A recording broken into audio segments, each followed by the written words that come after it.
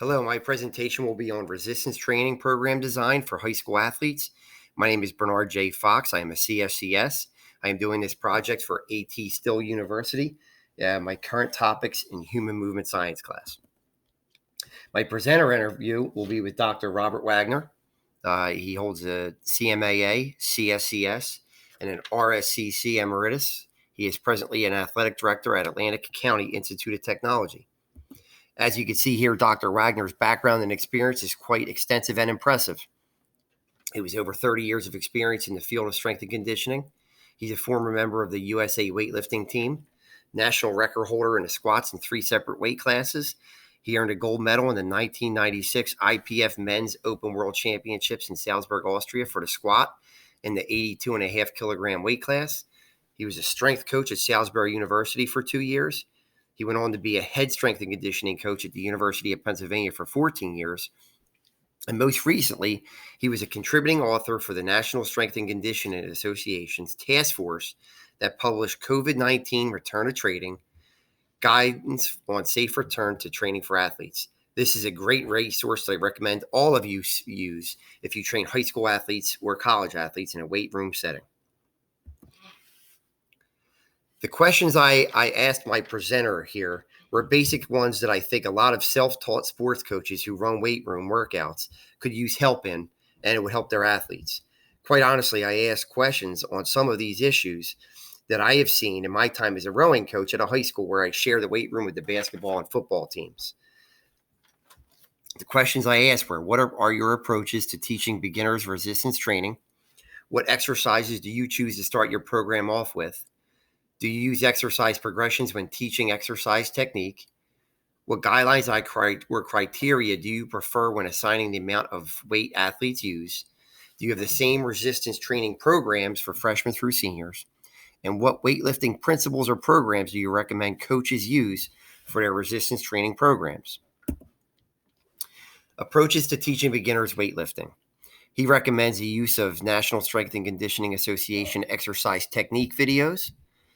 He recommends you start with basic body weight squats. He likes both the front squat and the overhead squat using PVC pipe. He teaches whole exercise movements by breaking them down into parts, his part method. He has his athletes repeatedly perform the exercise correctly to ingrain his habits before adding weight to the exercise. He explains the consequences to incorrect technique, including inefficiency, risk of injury, and it doesn't maximize your results at times. He also explains to his beginner athletes why the exercises are chosen, why they're important, and the objectives for them. Example, increased strength, power, or even muscle growth. He also incorporates complexes to initiate multiple exercises. For example, to teach the clean, he'll teach the front squat, then the push press, then the jerk. He uses teaching blocks at random to teach each complex individually. He believes that random practice is more effective for motor learning than block practice. If any of you have taken the motor control class here at ATSU, that is also what we were taught, that random practice is more effective for motor learning. He also recommends the precision, power, speed approach. Precision is where you focus on technical aspects. You perform the exercises slowly, precisely, and repeatedly. Speed. This is where the athletes begin to progressively increase the speed of their repetitions. And then you work on the power, which is to increase the force of the force output progressively. All right, so here we go. What exercises do you recommend starting off with for your beginning lifters? He tends to avoid bodybuilding exercises and single joint exercises.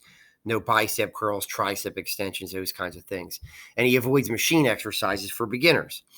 What he does incorporate is basic body weight exercises. He loves push-ups, loves pull-ups, loves push-ups explosively and that kind of thing for plyometrics. He also has beginners perform exercises that require emphasis on posture to perform these lifts. He loves postural exercises such as squats, standing presses, deadlifts, and bent over rows. Do you use exercise progressions when teaching exercise technique was my next question for him. He says, yes, he does. He favors the use of complexes and follows the programs of well-renowned NFL strength coach Al Miller. I highly recommend you look at Al Miller's materials. He also uses progressions to teach the whole parts whole method for his advanced lifters. Example, to teach a clean, he teaches the front squat, followed by the push press, then the jerk. To teach the hang clean, he'll teach the jump shrug, then the high pull, then racking the bar. The next question I asked was, what guidelines or methods do you use to select the amount of weight that athletes use? He believes that beginners should be trained using their body weight relationships. Ideally, females 14 and up will be able to bench press half of their body weight, squats at 3/4 to 1 times their body weight, and the hang clean at a half to 3/4 of their body weight. Males 15 and up, he believes that they should be able to bench press at their body weight, squats at 1.5 times their body weight, and a hang clean at their body weight. He also believes that coaches must control the workout. They should set the technique criteria for each lift. For example, no bouncing for chest or shoulder press, feet on the ground, maintaining contact with the bench, 5-point contact with the bench. He believes that coaches should set the criteria for progressions, increasing weight using percentage of body weight charts. That criteria, whether it's technique and repetitions, must be achieved for the athlete to be allowed to safely increase the weight they use.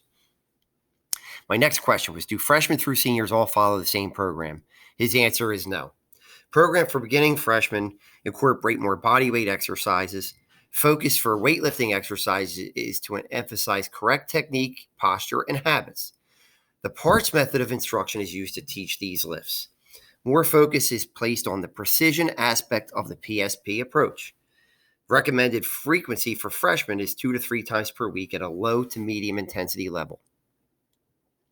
He also believes the focus for the freshmen should be on ingraining proper technique and creating good habits. Once they have demonstrated proper posture for the squats, standing presses, deadlifts, and bent over rows, then they can advance to the Olympic lifts. As athletes become proficient in the Olympic lifts, they begin to perform Olympic lift complexes in their training sessions. For example, in a training session, they'll do hang cleans and push presses, snatches, and overhead squats.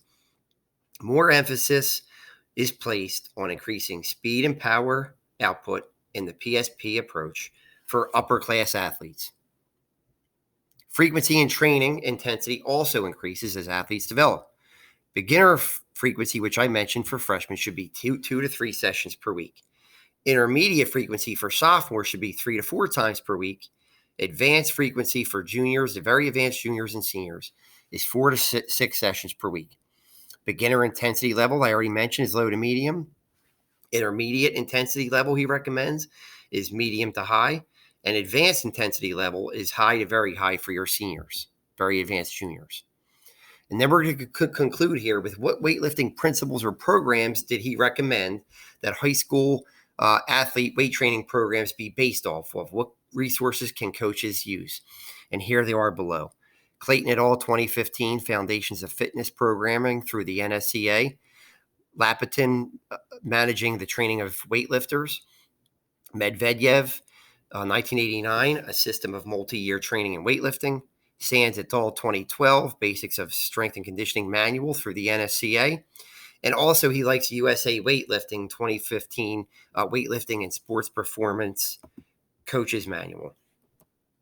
And that concludes my presentation today.